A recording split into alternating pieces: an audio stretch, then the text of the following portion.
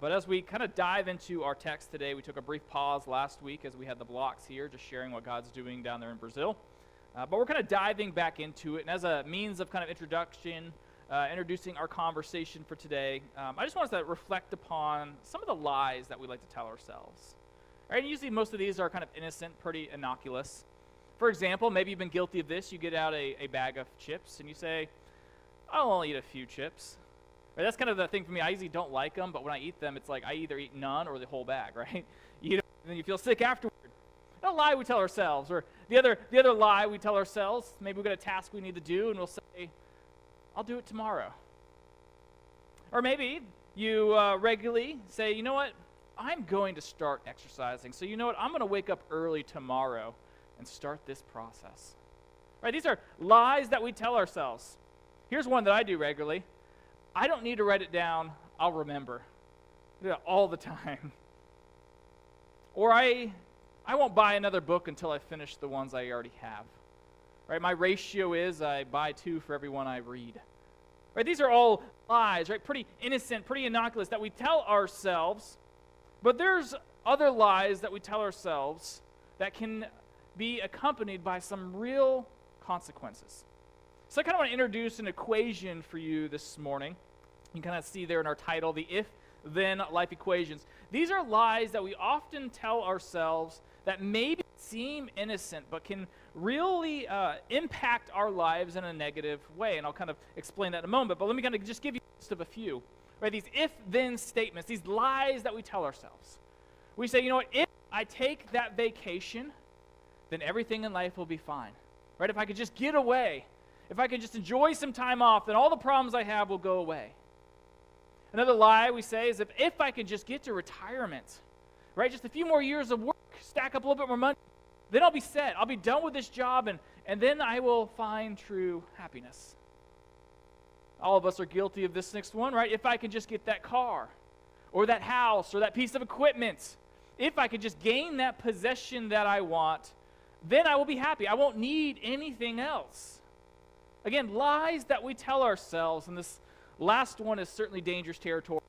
If my spouse would just do this, then I would be happy, right? If they would just spend less money, if they would just be more present, if they would just, right? All of these are lies that we tell ourselves.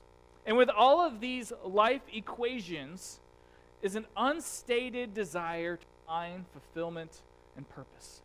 So in all of those equations there on the left-hand side, we think if we gain these things, then we will maybe gain some sense of purpose or a level of happiness in life, and ultimately we will find true fulfillment. But if you lived on this earth for more than a week, you know all of those things in the left-hand column are ultimately empty and will leave you wanting more. And then what happens once we take that vacation? We enter retirement, we get that car, our spouse changes some things about who they are. We get those things, and then we realize that fulfillment is still out of reach. And so I want to kind of address this tension that every single one of us wrestles with at some point in our life, and realistically, we're all wrestling with it today in some capacity or another. I put all of those things in the category of pleasure, right? Something that you can gain, some experience you can have, something that you can own. And the reality is as human beings, we confuse pleasure with fulfillment. We've accomplished something in life if we have all these experiences, if we own all these things, and we think we can be fulfilled if we have all of these things. Now, here's the thing. All of those things on that column, right, that vacation, that retirement, that we own, those are good things that God gives us.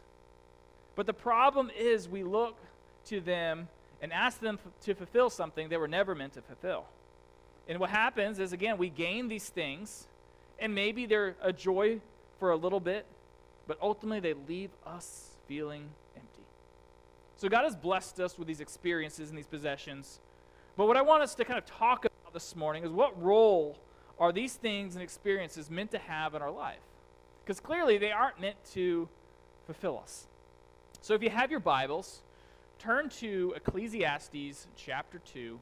And we're going to be looking at verses 1 through 11 today. Ecclesiastes chapter 2, verse 1 through 11, as we begin our third week in this book.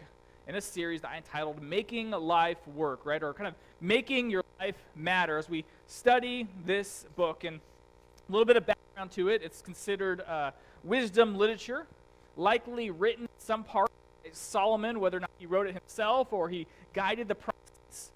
A lot of folks believe that maybe he wrote this later in his life, so he has some life context, and so he's beginning to kind of take account of his life and these observations about life, and he's recording them for us here in this book.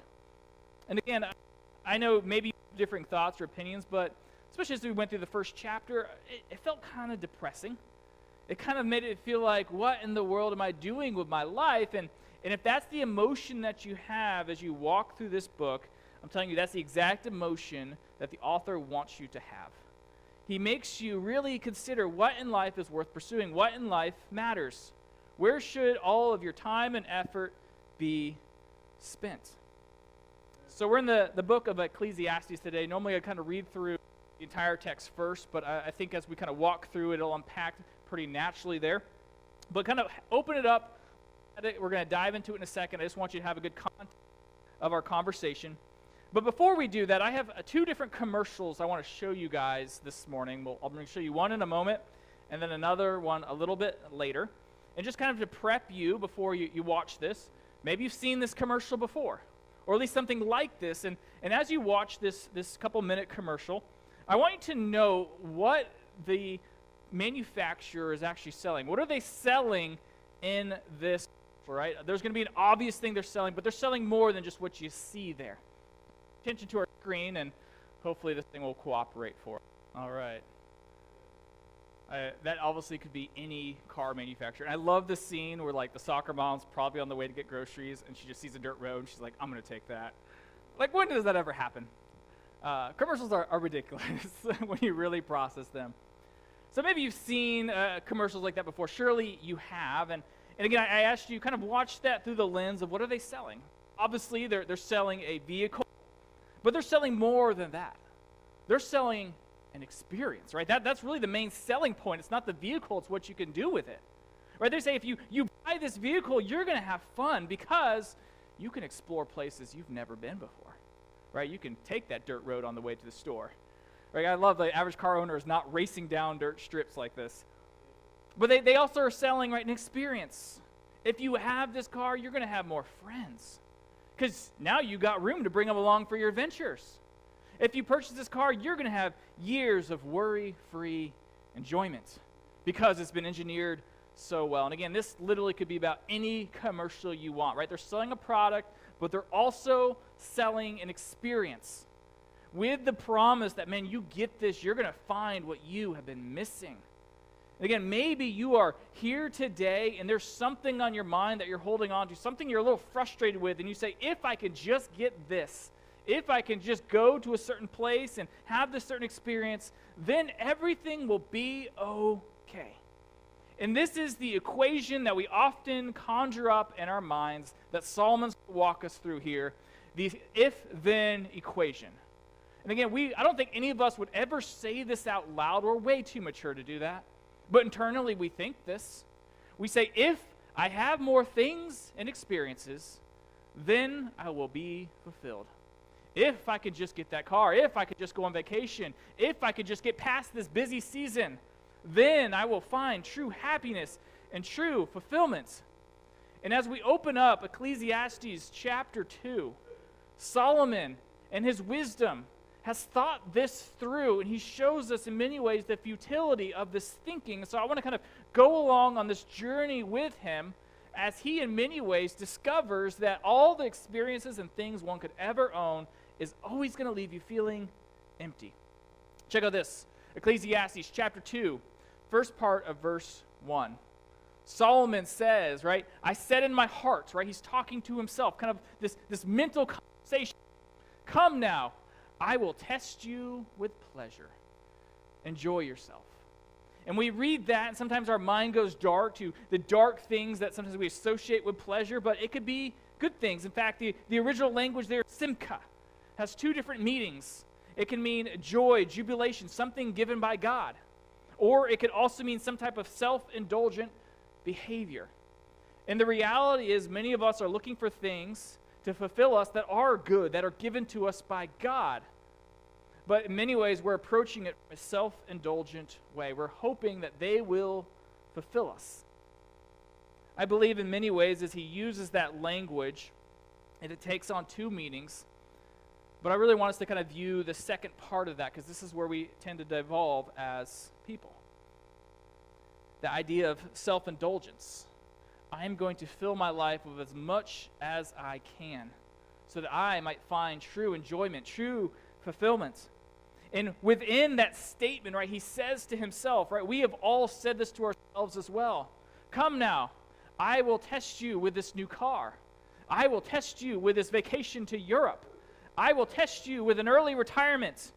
Because when I get that, I can find true enjoyment.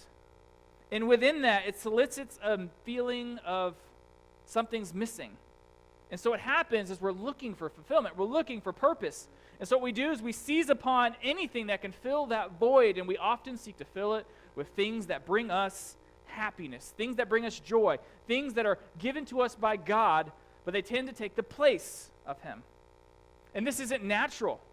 God giving you things is good, right? He gives us things. He blesses us with many things. But what he's highlighting here is a heart pursuit to take them and use them to fill some type of void in our life. Here's kind of my statement, my kind of thoughts on this. Put it up here because I communicate amazingly, in case you're missing the sarcasm there. The seeking of pleasure and experiences is an active heart pursuit to artificially experience the joy that can only be given to us by God. I mean, this is literally the story of humanity. Every single one of us has struggled with this before, and the reality is every single one of us tells ourselves this lie every single day. If I could just gain that thing, if I could just have that experience, if this happens, then I will be fulfilled. And Solomon, right, starts out this kind of this experiment of sorts, that if he can gain all these things, maybe he can find true enjoyment. And again, we consciously or sometimes unconsciously go through the same exercise, right? We think we can find joy through relationships, and we do.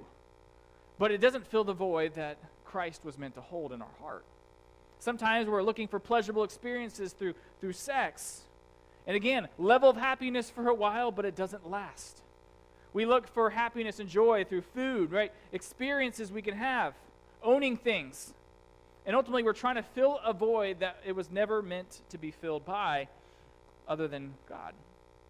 So all these things are good and they're natural. The problem is all these things that we pursue after are ultimately temporary. And this is, again, the lie that we tell ourselves regularly. If we can just acquire these things, then we'll find true happiness, true fulfillment. And so this happens to us as adults. And man, program this into us at a very early age as kids. I got one more commercial I want to show you. This is one I vividly remember watching as a kid as well. I remember watching that when I was little, and I remember begging my parents for one of those. And I got one. That's one thing I did get. I always messed with my wife. She was the only child, so. But I got that. And I remember watching that, and I'm like, I want that toy. Look how much fun those kids are having. If I get that set, I am going to be set for life, right? That's what the 8-year-old version of me said. I wanted that toy. I wanted to have fun too, right? They're not just selling the toy. They're selling the experience, right? Those kids are having a blast. Hours of enjoyment, right? I had one just like that, and I could not tell you where it's at today. That thing disappeared. It brought pleasure to my life for a small season. Very real, but very small as well. And this is, again, the reality of what Solomon is teaching here. All of these things that we pursue and that we have, right? The cars that we have, the vacations we go on, the homes we own, all good. They're all gifts from God, but they last a short amount of time. And so if you're seeking fulfillment through those, it's going to be temporary. This is what Solomon outlines in this text. Here's your next blank as well. Don't you love that picture? Right? It's like a good apple. It's good for a short amount of time. The reality is fulfillment through pleasure is at best temporary. And this is the truth that Solomon really digs into in this passage. Check out what he says here in the second part of verse 1. Right? Remember, he's kind of testing himself. He's going through exercise. He says, hey, I'm going to give myself everything. I'm not going to deny myself anything.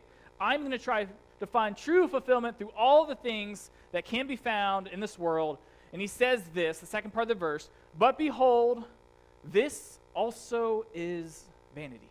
Right? This is his summary statement about this pursuit of trying to find fulfillment through possessions and experience. It is all vanity. And again, this came up in the first week, it came up in the second week. This is a reoccurring word that comes up over and over again throughout the text. This language, hevel, right? It translates vanity. It could mean useless, absurd. Again, an image of something that's not real. Something that you cannot grasp or keep. Right? The idea of like hugging a cloud.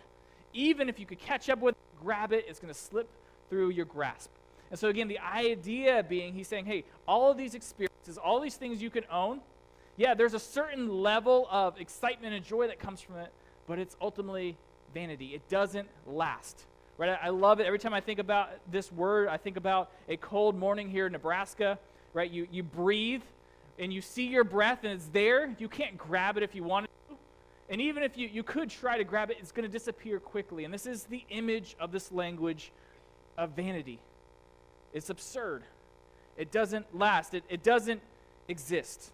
And so he's going through this exercise, and he makes a summary statement here in verse 1, and he asks kind of a rhetorical question, right? He's going through this list of things that one could pursue. Experiences, right? He says, verse 2, I said of laughter, it is mad and a pleasure. What use is it? Again, a rhetorical question. He says, what's the point of laughter and pleasure? Because in the grand scheme of things, these experiences, even though they're real and they bring a sense of excitement to our life, they leave us feeling empty. Right? I got an opportunity to go on a cruise a few weeks back. I enjoyed it, but it's over. And now I want to go on another one, right? This is the thing, right? We always want more. It's going to leave us feeling empty. And his point is, if your life goal is just to have a good time, you are going to be disappointed. You're always going to be chasing that next high. He continues to go on.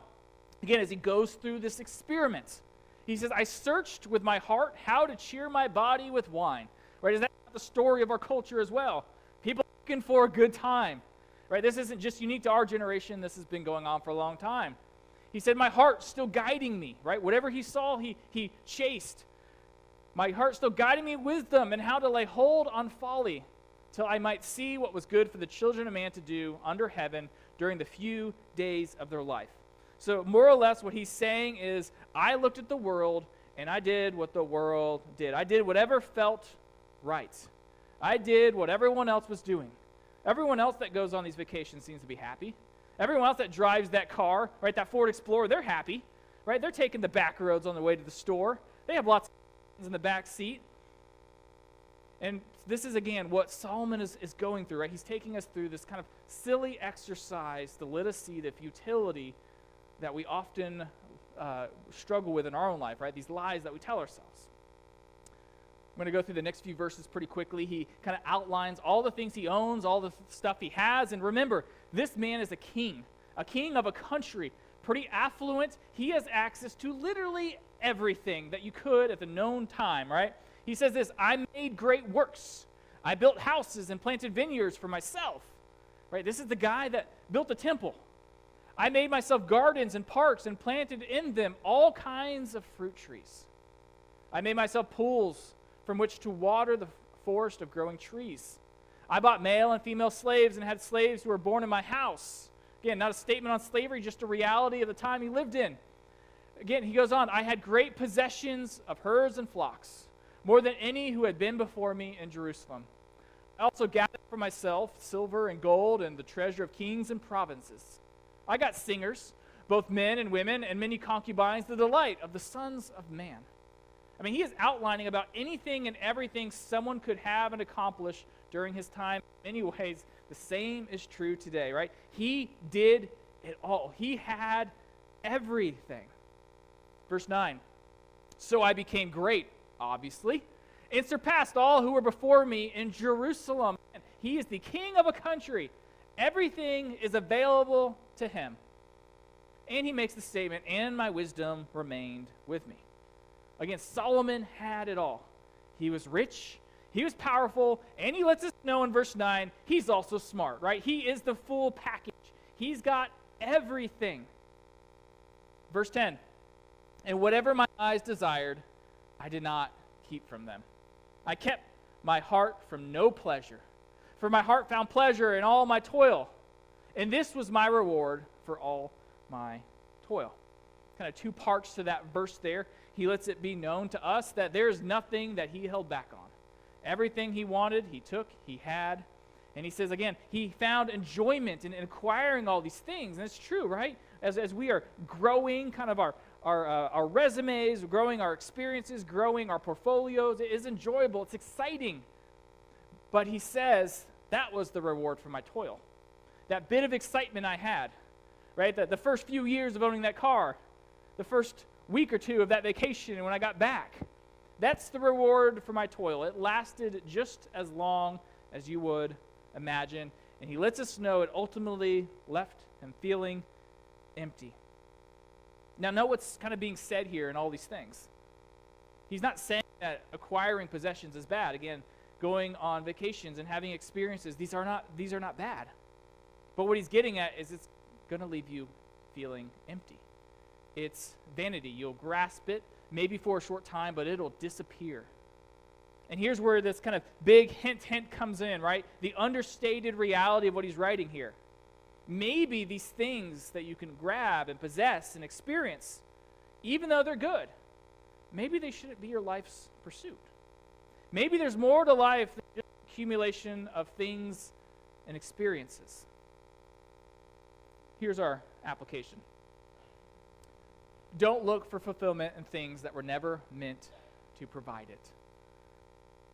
Philly shows that picture, right? You're building sandcastles on sandcastles on a beach. Gosh, my brain does a great job of connecting words. Level of fulfillment, level of enjoyment, but ultimately it doesn't last. All of these things were meant to bring us pleasure and enjoyment. They were meant to ultimately point us to the one who gave them to us, not to be a source of idolatry. We're not to go to them for fulfillment, but rather they're to be a reflection of the one who is to fulfill us. So let's not be confused and look for fulfillment in things that were never meant to provide it. Last verse of our text. Solomon, after going through this experiment of sorts, reaches this conclusion, right? He starts with a summary statement in verse 1 and ends with a summary statement in verse 11. I loved how when Lee preached last week, he kind of shows some of the flow of a text. This is the beauty of Scripture, right? It has a logical flow. It starts in verse 11 here, this section, starts in verse 1, ends in verse 11. And he summarizes again the summary statement he made in verse 1. Then I considered all that my hands had done and the toil I had expended in doing it. And here's his conclusion. All was vanity. It was great, but ultimately it was not able to be held on to. All was vanity and was a striving after the wind. Again, those two words that came up often throughout our text already. The word vanity and this idea of striving after the wind. Even if you can catch up with it, you can't grasp it, you can't hold on to it. Therefore, maybe you should think about making those things your life's pursuit. He says this, he concluded, there was nothing to be gained under the sun. And again, his conclusion is that maybe our life's pursuit isn't supposed to be the pursuit of pleasure and experiences. Right? It's great. Enjoy them. Enjoy the blessings that those are. I'm not saying don't buy new cars. Don't go on trips. Don't own things, right? We're not supposed to be monks living in a cage. Monks living in a cave. God has given those to us to enjoy, but we're not supposed to go to them for fulfillment. So this morning, if you came in, maybe something's kind of weighing on your heart, right? You're a little distracted. You're thinking to yourself, man, if I could just get that new piece of equipment, I wouldn't be as stressed leading into harvest.